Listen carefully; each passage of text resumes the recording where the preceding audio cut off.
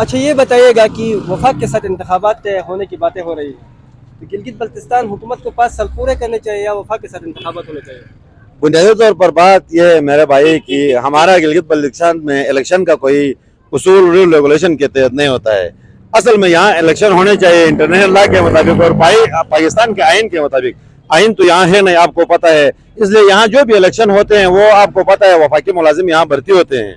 यहाँ इलेक्शन तो कोई नहीं होता है। वफाक में जिसकी हुकूमत है वो अपने ताबेदार बंदों को यहाँ भर्ती करती है। जैसा कि आप पाकिस्तान में देखते हैं कि पाकिस्तान में मरकज में अगर एक जमात की हुकूमत होती है तो दीगर सूबों में उनकी मुखालिफ जमात की भी हुकूमत होती है, फिर भी वो एडजस्ट करके चलते हैं।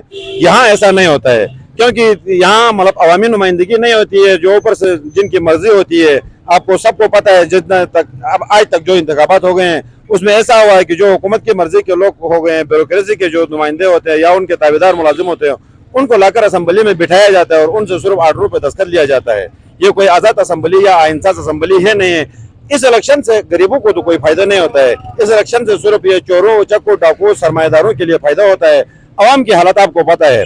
तो पिछले हुकूमत में कुछ थोड़ी बहुत तरक्की हो गई थी, इस हुकूमत में ये कोशिश कर रहे हैं, मगर आपको पता है हम वफाक के डायरेक्ट तौर पर हिस्सा न होने की वजह से अवल तो वफाक के साथ हमारा कोई ताल्लुक नहीं बनता है। हम वफाक में शामिल ही नहीं है।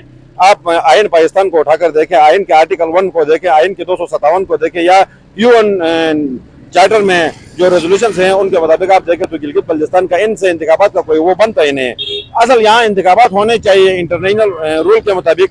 असल में तो रेफरेंडम है, रेफरेंडम नहीं होती है तो पीस कीपिंग फोर्स के जेर निगरानी इंतखाबात हो, तब पता चलेगा कि अवामी नुमाइंदों के अंदर अक्सरियत कौन रखते हैं। यहाँ लोगों की मुतमईन की बात करते हैं तो आप यहाँ दोनों मस्जिदों को मुतमईन करते हैं तो लोग समझते हैं कि अवाम मुतमईन है। ऐसी कोई बात नहीं है। अवाम किसी हुकूमत से मुतमईन नहीं है। अब तक जो भी इलेक्शन हो गए हैं अवाम मुतमईन नहीं गए हैं। ऊपर ऊपर से इलेक्शन होते हैं, जो मतलब वफाक की या पाकिस्तान की मर्जी होती है उनके ताबेदार मुलाजिमों को यहाँ भर्ती किया जाता है। यहाँ इलेक्शन कोई प्रॉपर तरीके से नहीं होता। बताइएगा कि हुकूमत के 2 साल मुकम्मल हो गए गिलगित बल्तिस्तान हुकूमत के, इसकी कारकर्दगी से किस हद तक मुतमईन हैं? हुकूमत जिस तरह इससे पहले जो हुकूमतें यहाँ मतलब रही हैं, आपको पता है कि पिछली हुकूमत ने यहाँ तरक्याती तौर पर थोड़े वो कम किए, मगर वो भी अपने बंदूक के जरिए खाली अपने उनको नवाजा जा रहा है। इस वक्त भी यहाँ ये हालत है कि अपने बंदूक को नवाजा जा रहा है। पिछले दिनों में हमारे चीफ मिनिस्टर के एक रिश्तेदार की मतलब नौकरी को बढ़ाने के लिए या नौकरी पर रखने के लिए डॉक्टरी की मतलब सर्विस रूल को तोड़ते हुए पूरी दुनिया में 60 साल है, यहाँ 65 साल कर दी गई है, सिर्फ उसके एक रिश्तेदार को खपाने के लिए।